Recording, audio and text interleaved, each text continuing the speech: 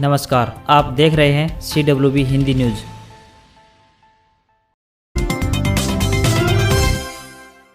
हरियाणा में police constable के 7 और 8 अगस्त को ली जाने वाली भर्ती परीक्षा पेपर लीक होने के चलते रद्द कर दी गई है। इस भर्ती के पेपर लीक होने के मामले में कैथल में 3 लोग गिरफ्तार किए गए हैं। हरियाणा स्टाफ सिलेक्शन कमीशन यानी HSSC के चेयरमैन भोपाल सिंह खादरी ने जानकारी देते हुए बताया कि उन्हें पेपर लीक होने की सूचना मिली थी, जिसके चलते यह फैसला लिया गया है। चेयरमैन के मुताबिक स्टाफ सिलेक्शन कमीशन ने कांस्टेबल की भर्ती परीक्षा के आयोजन में करनाल, पानीपत व अन्य जगहों से पेपर लीक होने की सूचनाएं मिली। यही नहीं, एक के स्थान पर दूसरे के परीक्षा देने के मामले भी सामने आए हैं। भोपाल सिंह ने बताया कि सारे मामले की गहराई से जांच की जाएगी और जो भी दोषी होगा उन्हें बख्शा नहीं जाएगा। कड़ी से कड़ी कार्रवाई की जाएगी। भविष्य में ऐसी चूक न हो, इसके लिए भी योजना बनाई जाएगी। यह परीक्षा दोबारा कब आयोजित होगी, इस बारे में शीघ्र फैसला लिया जाएगा। 7 साल की उम्र में अखाड़े में कदम रखने वाले बजरंग पूनिया ने टोक्यो ओलंपिक में ब्रॉन्ज मेडल जीता है। उन्होंने तीसरे स्थान के लिए हुए मुकाबले में कजाकिस्तान के दौलत नियाज बेकोव को 8-0 से हराया। बजरंग का जन्म हरियाणा के झज्जर जिले के खुडन गांव में हुआ था। उनके पिता बलवान सिंह भी पहलवान हैं, लेकिन अंतर्राष्ट्रीय स्तर तक नहीं पहुंच पाए। बजरंग की जीत के बाद उनके पिता ने कहा कि मैं खुशी बयान नहीं कर सकता, मेरे बेटे ने मेरा सपना पूरा कर दिया है। बजरंग वर्ल्ड कप, अंडर-23 championship, commonwealth games, Asian games, Asian championship और वर्ल्ड चैंपियनशिप में मेडल जीत चुके हैं। उन्हें पद्मश्री, अर्जुन पुरस्कार और खेल रत्न से सम्मानित किया जा चुका है। वहीं बजरंग पूनिया की कामयाबी के बाद पीएम नरेंद्र मोदी ने ट्वीट करते हुए बधाई दी है। पीएम मोदी ने लिखा कि पूनिया बेहद बेहतरीन ढंग से लड़े, आपकी इस उपलब्धि के लिए बधाई। इससे हर भारतीय को गर्व और खुशी है। हरियाणा सरकार ने राज्य के किसानों के हित में एक अहम कदम उठाते हुए सूक्ष्म सिंचाई का प्रयोग करने वाले किसानों के लिए खास योजना तैयार की है। इससे जहां सूक्ष्म सिंचाई प्रणाली से किसान कम पानी में फसलों का अधिक उत्पादन ले सकते हैं, वहीं पानी की बचत के साथ साथ फसलों की सिंचाई पर होने वाले खर्च को भी कम किया जा सकता है। योजना का लाभ उठाने के लिए इच्छुक किसानों के लिए राज्य सरकार ने एक पोर्टल तैयार किया है, जिस पर किसान पंजीकरण व सूक्ष्म सिंचाई प्रणाली की स्थापना के लिए आवेदन कर सकते हैं। व्यक्तिगत रूप में किसानों को वाटर टैंक के निर्माण पर 70%, सोलर पंप पर 75% तथा मिनी स्प्रिंकलर व ड्रिल पर 85% सब्सिडी दी जाएगी। वाटर टैंक की खुदाई पूरी होने पर सब्सिडी का 20%, वाटर टैंक का निर्माण पूरा होने पर 40% तथा लाभान्वित क्षेत्र में सूक्ष्म सिंचाई प्रणाली की स्थापना पर 40% हिस्सा दिया जाएगा। टोक्यो ओलंपिक में शानदार प्रदर्शन करने वाले हरियाणा के जेवलिन थ्रोअर नीरज चोपड़ा ने गोल्ड मेडल जीत लिया है। उन्होंने फाइनल राउंड में 87.58 मीटर का थ्रो किया और सीधा गोल्ड अपने नाम किया। गोल्ड मेडल जीतने पर सोशल मीडिया पर लगातार बधाइयां मिल रही हैं। नीरज चोपड़ा हरियाणा के पानीपत जिले के एक छोटे से गाँव खंडरा के रहने वाले हैं। नीरज चोपड़ा को बधाई देते हुए प्रधानमंत्री नरेंद्र मोदी ने कहा है कि आपने टोक्यो में इतिहास रच दिया। आज जो हासिल किया है उसे हमेशा देश याद रखेगा। नीरज को बधाई देते हुए हरियाणा के सीएम मनोहर लाल ने कहा कि ऐतिहासिक लठ गाड़ दिया छोरे। शानदार प्रदर्शन के साथ विश्व के सर्वश्रेष्ठ प्रतियोगियों को पछाड़ते हुए भाला फेंक प्रतियोगिता में भारत को पहली बार स्वर्ण पदक जिताने के लिए नीरज चोपड़ा को ढेर सारी बधाई। बता दें कि ओलंपिक गेम्स में 13 साल बाद भारत को किसी इवेंट में गोल्ड मेडल मिला है। इससे पहले सन 2008 में बीजिंग ओलंपिक में निशानेबाज अभिनव बिंद्रा ने गोल्ड मेडल जीता था। बिंद्रा ने 10 मीटर एयर राइफल इवेंट का गोल्ड अपने नाम किया था। हरियाणा के पूर्व मुख्यमंत्री और नेता प्रतिपक्ष भूपेंद्र सिंह हुड्डा ने जल भराव की वजह से खराब हुई फसलों के मुआवजे की मांग उठाई है। हुड्डा का कहना है कि पिछले दिनों लगातार हुई बारिश की वजह से कई जिलों में किसानों की फसलों को भारी नुकसान पहुंचा है। जल भराव की वजह से कपास, बाजरा, मक्का, दाल और सब्जियों की फसल खराब हो गई है। इसलिए सरकार को जल्द से जल्द नुकसान की स्पेशल गिरदावरी करवाकर किसानों को उचित मुआवजा देना चाहिए। पिछले कई सीजन से किसानों को बेमौसम बारिश, टिड्डी या अन्य कारणों से फसली नुकसान झेलना पड़ रहा है, लेकिन सरकार लगातार मुआवजे की कन्नी काट रही है। फसल बीमा योजना के नाम पर किसानों से हर सीजन में करोड़ों रुपए की वसूली कर रही है, लेकिन बदले में उन्हें कुछ नहीं मिल रहा। हुड्डा ने कहा है कि सरकार की तरफ से धान छोड़कर अन्य फसल बोने पर किसानों को 7,000 रुपए प्रति एकड़ प्रोत्साहन राशि देने का ऐलान किया गया था, लेकिन किसान आज तक इस राशि का इंतजार कर रहे हैं।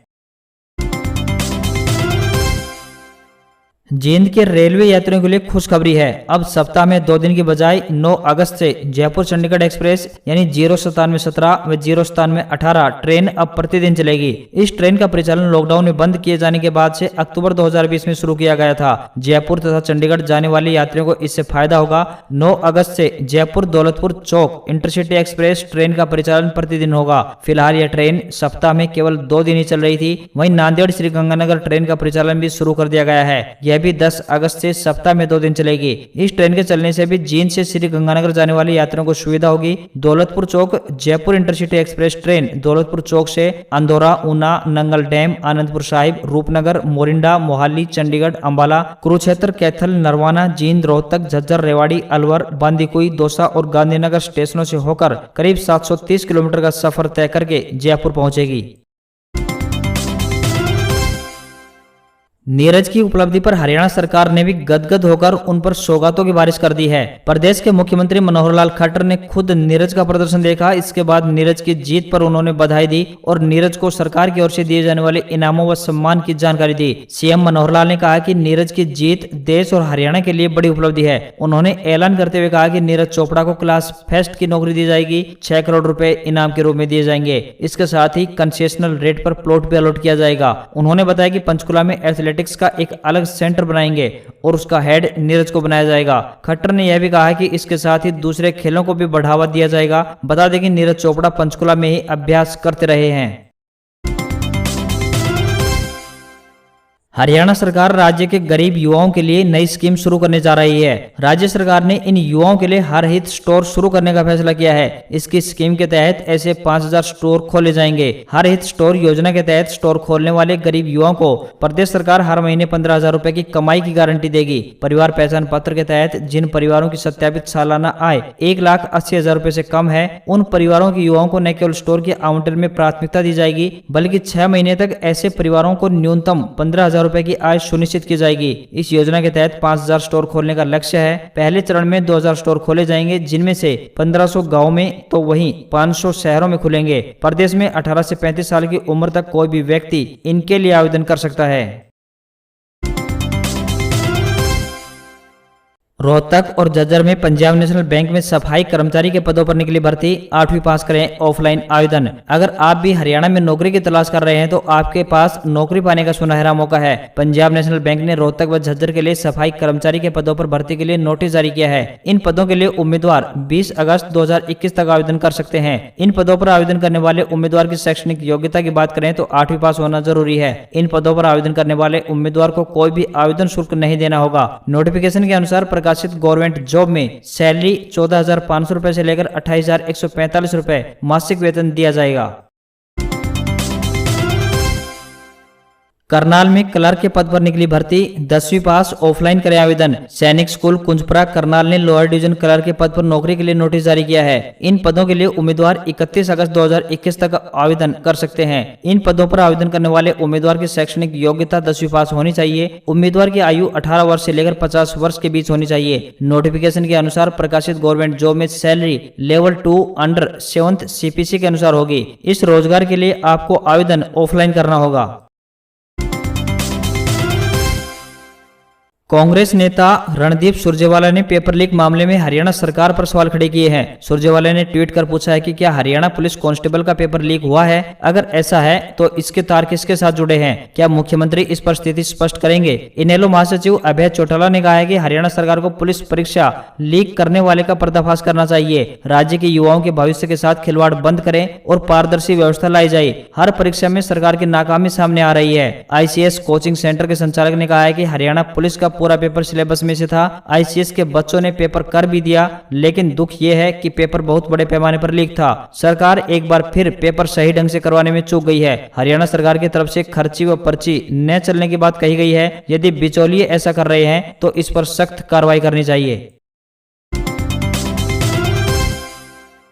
मौसम विभाग ने अगले 24 घंटे के दौरान राजस्थान के 14 जिलों में तेज बारिश का येलो अलर्ट जारी किया है। इन जिलों में भारी बारिश की आशंका है। जयपुर समेत पूर्वी राजस्थान के अलवर, भरतपुर, झुंझुनू, दौसा, बीकानेर समेत कई जिलों में शनिवार को बदरात जमकर बरसे। इससे मौसम सुहाना हो गया। जयपुर में भी देर शाम कई जगह अच्छी बारिश हुई है। जयपुर के JLN मार्ग, टोंक रोड, अजमेर गेट, रामगढ़ मोड़, जल महल, आमेर, MI रोड, चार दीवारी समेत कई जगह अच्छी बारिश हुई है। बीकानेर में शनिवार दोपहर बाद शहरी क्षेत्र में अच्छी बारिश हुई, तो वहीं अलवर शहर और उसके आसपास भी अच्छी बारिश हुई है। NCR क्षेत्र, भिवाड़ी, नीमराना क्षेत्र में भी बादलों ने मेहरबानी दिखाई। 14 जिलों में अलर्ट घोषित किया गया है। 8 अगस्त यानी आज भीलवाड़ा, सवाई माधोपुर, करौली, टोंक, बूंदी, कोटा, झालावाड़, बारां, राजसमंद, चित्तौड़गढ़, प्रतापगढ़, उदयपुर, डूंगरपुर और बांसवाड़ा जिलों में तेज बारिश हो सकती है।